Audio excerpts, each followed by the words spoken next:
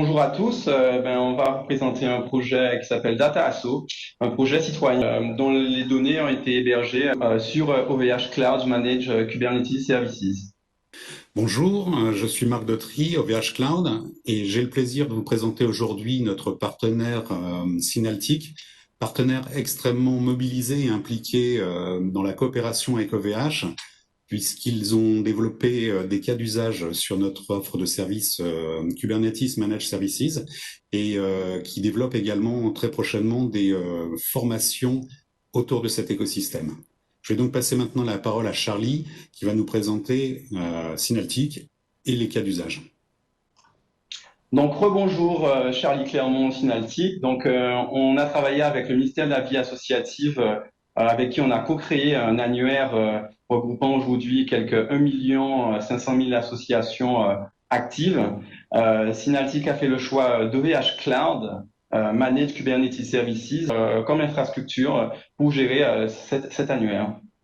Donc Synaltic naît de la volonté d'accompagner les entreprises sur la couche haute du système d'information. On avait à cœur que l'open source soit offert en tant qu'alternative aux clients à cette époque, en 2004.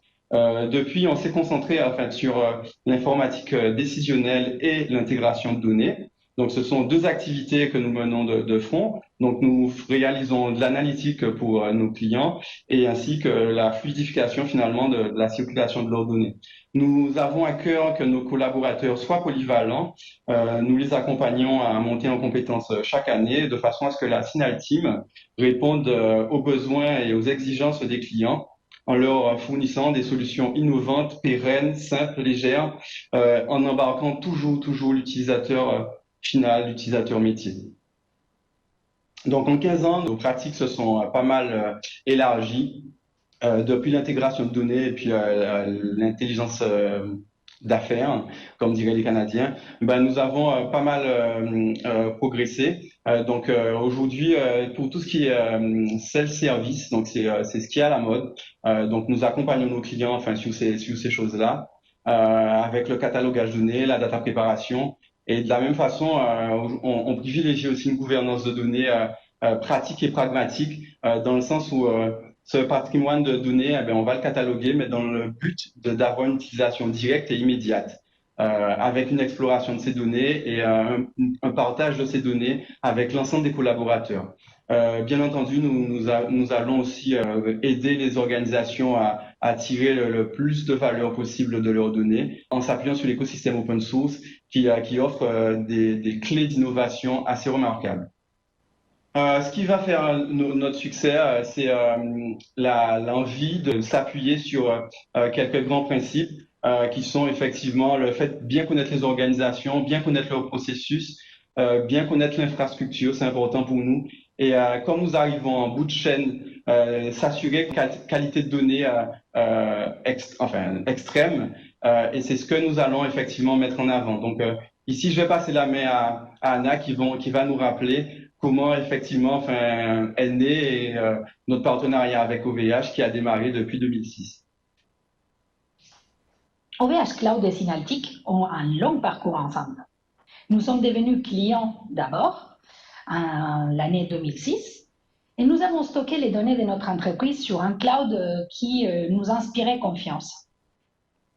Plus tard, nous sommes devenus partenaires et l'année dernière, nous avons obtenu un statut privilégié des Advanced Partners, qui est le plus haut degré des partenariats, grâce à notre implication, grâce à notre mise en avant d'OVH Cloud ainsi que ses produits et ses services, et grâce à ces valeurs communes qu'on partage Synaltic et OVH Cloud, comme la passion par l'open source, non, pas des vendeurs lock-in, donc pas des verrouillages fournisseurs, l'utilisation des standards, réversibilité, une communauté active et disruptive, ainsi que des technologies comme par exemple Kubernetes, Hadoop, OpenStack, Apache. Notre projet est de co-construire avec OVH Cloud des solutions dans un cloud alternatif, sécurisé et fiable pour nos clients. Comme vous voyez sur la carte, la plupart des data centers d'OVH Cloud se trouvent concentrés en Europe Et avec l'offre d'OVH Cloud Managed Kubernetes Services, les applications ont accès direct à cette infrastructure. La notion d'être près de vos données est importante également pour nous. Comme vous voyez sur la carte, il y a les concurrents qui sont surtout situés aux États-Unis et en Asie, et il y a OVH Cloud qui représente plutôt le stockage en Europe. Maintenant, je vais vous donner 3 exemples des cas clients avec lesquels on a travaillé ensemble, Synaltic et OVH Cloud. Donc, comme je vous ai dit avant, nous-mêmes, nous sommes clients OVH Cloud et nos applications sont déployées via OVH Cloud depuis 2006. Et donc, nos applicatifs sont aussi résilients et nous payons qu'est-ce que nous utilisons. Ensuite, il y a le cas des Bouygues Immobilier. Les applications sont déployées dans les Managed Kubernetes Services. Et puis les référentiels Dataso, dont mon collègue Guillaume va vous parler plus tard. Et au-delà des enjeux techniques, pourquoi OVH Cloud? Pour Synaltic, cette approche intelligente qui importe, c'est aussi un cloud qui nous inspire confiance. Et c'est également un succès français. OVH Cloud est une entreprise phare d'hébergement européen. Et maintenant, je laisse la parole à Guillaume.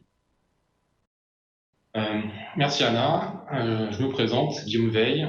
Je suis responsable de DevOps chez Synaltic et je vais vous parler un petit peu d'un retour d'expérience sur l'hébergement de notre application que nous avons développée, Dataso.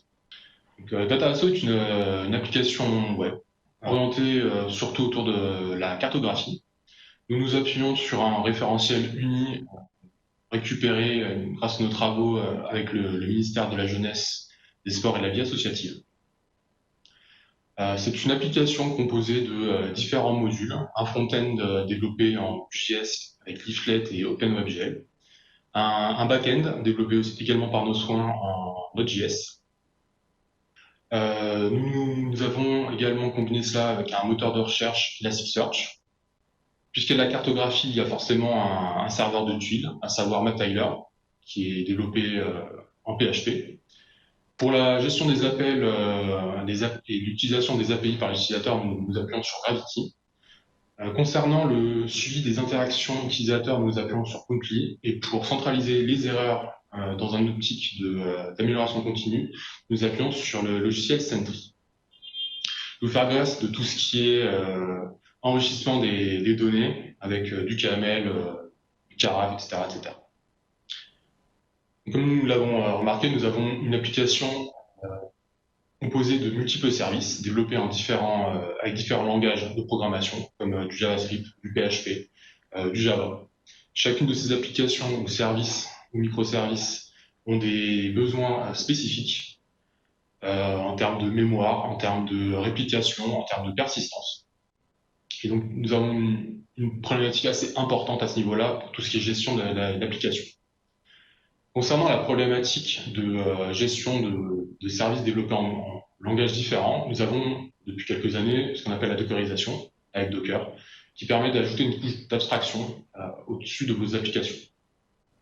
Une fois que tous ces services ont été dockerisés, il faut maintenant les composer en une application. Pour cela, nous utilisons Kubernetes, qui permet à l'instar d'un Docker Compose, de déployer sur un cluster notre application.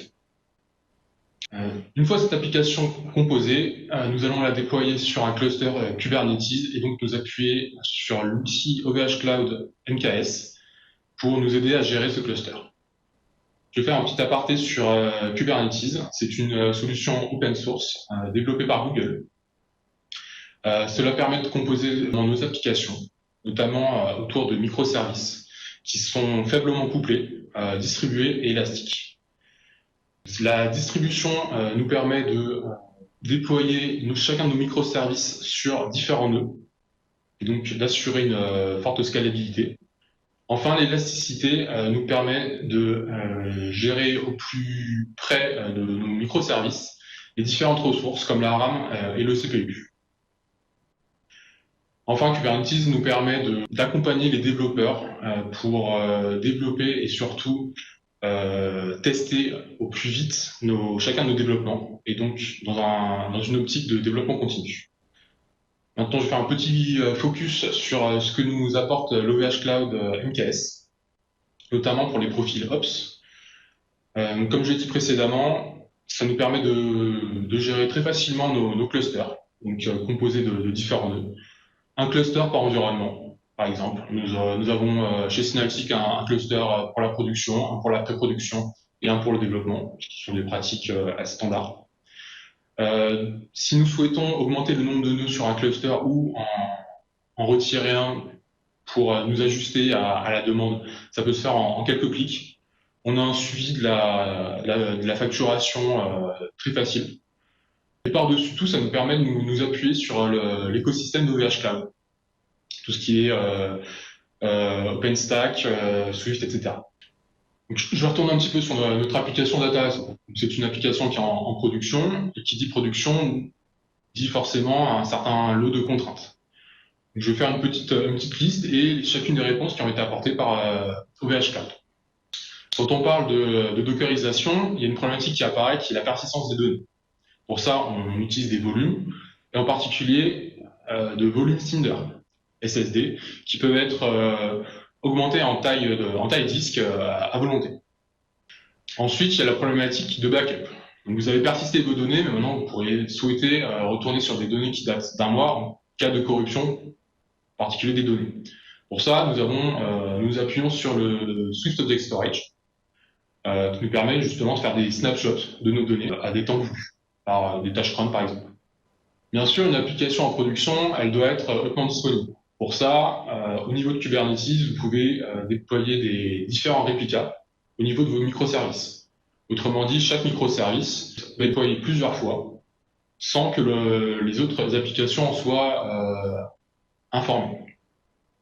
Au-delà des réplicas, vous pouvez faire un suivi et l'alerting au niveau de la consommation de vos services par rapport à la RAM et la CPU.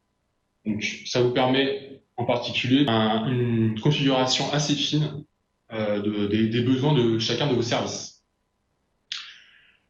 Concernant l'exposition, l'exposition sur Internet, nous appuyons sur le load balancer fourni par OVH Cloud.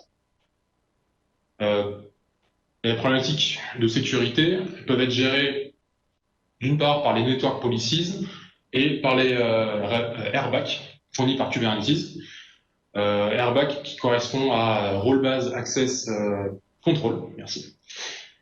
Ce qui permet par exemple d'éviter à un développeur de supprimer le namespace system, qui crée un petit effet oups par la suite. C'est du vécu. Mais ça n'arrive plus maintenant avec nos RBAC. Une fois la sécurité gérée, il faut également penser à la centralisation des logs. Ça nous permet d'étudier, bien sûr en accord avec la RGPD, l'utilisation de l'application par nos utilisateurs. Pour ça, nous appuyons sur le Logs Data Platform, qui nous permet de centraliser toutes nos logs, et au travers de tableaux de bord, d'avoir une certaine étude. En lien avec cette centralisation des données, nous devons faire bien sûr du monitoring plutôt système, pour être certain que notre application est toujours disponible. Le monitoring, bien sûr, couplé à de l'alerting, et pour ça, nous nous appuyons sur Prometheus. Alors, très rapidement, là, je vous présente un petit snapshot offert par Prometheus sur un des tableaux de bord. Ici, c'est notre cluster de dev. On voit qu'on est à 20% d'utilisation sur la CPU et la RAM.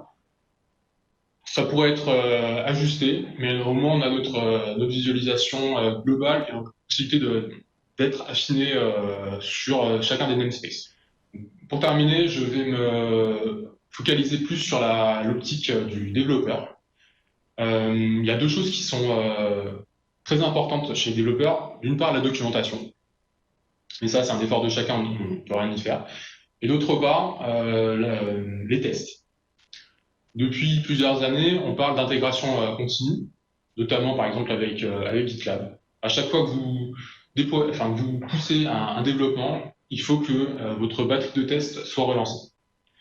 Kubernetes et OVH Cloud MKS nous permet justement, grâce au cloisonnement de nos applications, de déployer une application et de lancer une batterie de tests de manière vraiment cloisonnée.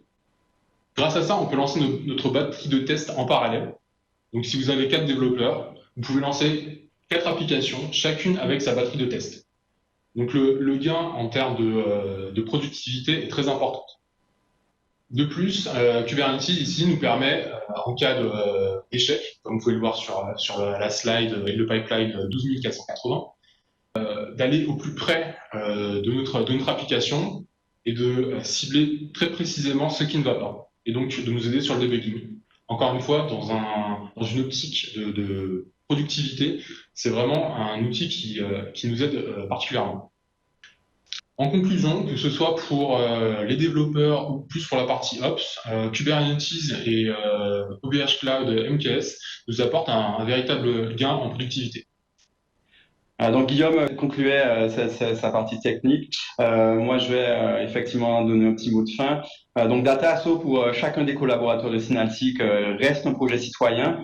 Il nous tenait à cœur d'héberger ces données du référentiel des associations françaises, du coup en France, une infrastructure en France.